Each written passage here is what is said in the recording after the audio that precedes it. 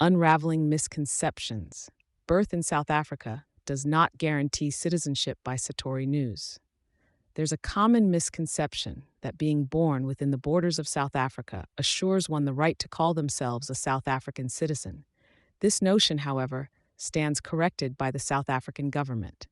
The reality is more complex and requires a greater connection to the country than just the circumstances of birth. South Africa's Deputy Minister of Home Affairs, Njabulo Nzuza, has emphatically stated that children born in South Africa to non-South African parents will not automatically be granted South African nationality. This statement reaffirms the country's stance on citizenship, which is not solely determined by the location of birth, a concept known as jus soli, or the right of the soil.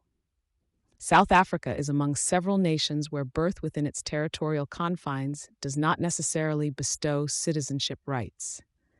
For a child to qualify for South African citizenship by birth, at least one of the child's parents must already be a South African citizen, either by naturalization or through permanent residency status at the time of the child's birth.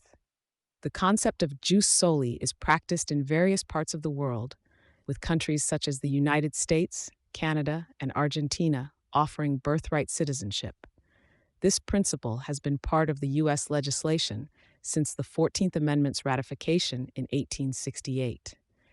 It comes with its critics who argue that it spurs on so-called birth tourism, where individuals travel to these countries with the objective to have children who will automatically obtain the nationality of the said country, despite the nationality of the parents.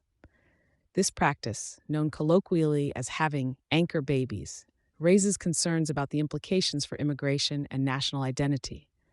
Nonetheless, these laws are national choices, representing the sovereignty of each country to determine their criteria for citizenship. South Africa, on the other hand, has maintained a more conservative approach towards nationalization and citizenship. The local healthcare system's relative standing against other African countries, combined with the robustness of the South African passport, might be attractive for potential parents seeking a favorable nationality for their newborns. However, under the current legislation, such prospects are not viable. Establishing South African citizenship requires processes codified in law and cannot be bypassed by the act of birth alone. These processes provide a framework to safeguard the nation's interests while recognizing the rights of those with a legitimate claim to the country's nationality. The clarification by Deputy Minister Nzuza is a vital reminder of the importance of understanding the nuances of international citizenship law and the unique policies of each country.